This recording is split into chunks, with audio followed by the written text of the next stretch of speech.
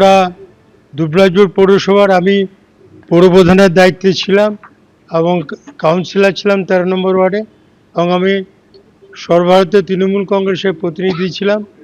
গতকাল আমি পৌরপ্রধান এবং কাউন্সিলর পদ থেকে পদত্যাগ করেছি, এবং আজকে আমি এবং আমার কাউন্সিলররা কাল পদত্যাগ করেছে।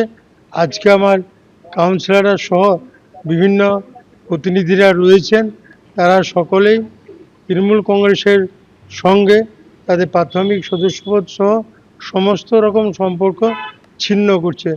এক কথায় তৃণমূল থেকেও তারা পদত্যাগ করলো। তৃণমূলটাই তো নেই, তৃণমূল নেত্রী এবং তৃণমূলের যুবরাজ তারা তো কংগ্রেসের দরবার করছে।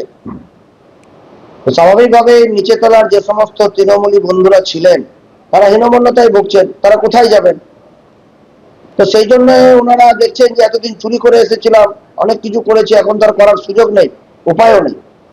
তো সেই জন্য হয়তো ওনারা ইস্তফা দিয়ে ভাঙনের জেরে তৃণমূল কংগ্রেসের হাতছাড়া হলো এবার দুবরাজপুর পুরসভার পদ ছাড়ার পরে দলে দলে পদত্যাগ করছেন কাউন্সিলররা। পুরসভার পদ থেকে কাউন্সিলরদের ইস্তফার 24 ঘন্টার মধ্যে অনেকে দলও ছেড়ে দিলেন।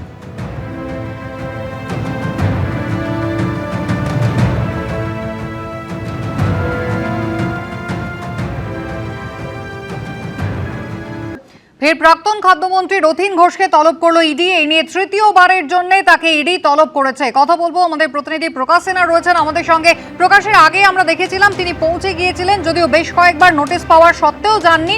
গত দুবার পৌঁছেছিলেন, কাগজপত্র প্রয়োজনীয় নিয়ে গিয়েছেন, এমনটাই জানা গেল। এবার কেন ইডি তাকে ডেকে পাঠিয়েছে? দেখো, ইডি সূত্রের খবর যে দুবার তাকে জিজ্ঞাসাবাদ করার পরেও ইডি আধিকারিকরা সন্তুষ্ট নন, অর্থাৎ এখনো একাধিক পুর নিয়োগ দুর্নীতির যে মামলা, সেই মামলা তদন্ত করতে গিয়ে যে প্রশ্ন উঠে এসছে, বিশেষ করে মধ্যমগ্রাম পৌরসভায় যে বেআইনিভাবে চাকরি হয়েছিল, সেই নিয়ে কিন্তু এখনো সমস্ত উত্তর পাওয়া যায়নি। এবং তাই তৃতীয়বারের জন্য, যেটা ইডি সূত্রের খবর, ফের রথীন ঘোষকে তলব করা হয়েছে। এবং রথীন ঘোষ তাকে দুবার আগে তলব করা হয়েছে, ইডি সূত্রের খবর আগামী সপ্তাহে ফের তাকে তলব করা হয়েছে। মূলত তার কাছ থেকে বেশ কিছু নথি চাওয়া হয়েছিল এবং তিনি সেই নথি জমা দিয়েছেন।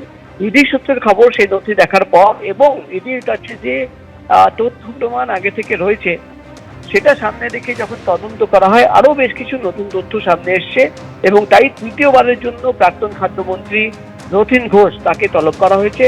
এবং ইডি সূত্রের খবর যে মধ্যমগ্রাম পুরসভায় যে বেআইনি চাকরি হয়েছিল, সেখানে তোমার মনে থাকবে অয়নশীল, তাকে জিজ্ঞাসাবাদ করে একাধিক তথ্য সামনে আসছে, বয়ান সামনে আসে, একাধিক নাম সামনে এসছে। এবং মধ্যমগ্রাম পুরসভায় যে চাকরি হয়েছিল, কিভাবে বোর্ড অফ মিটিং হয়েছিল, কারা কারা উপস্থিত ছিলেন, এবং যেটা ইডি তরফে দাবি করা হচ্ছে যে রথীন ঘোষ তিনি কিন্তু রিকমেন্ডেশন চিঠি পাঠিয়েছিলেন।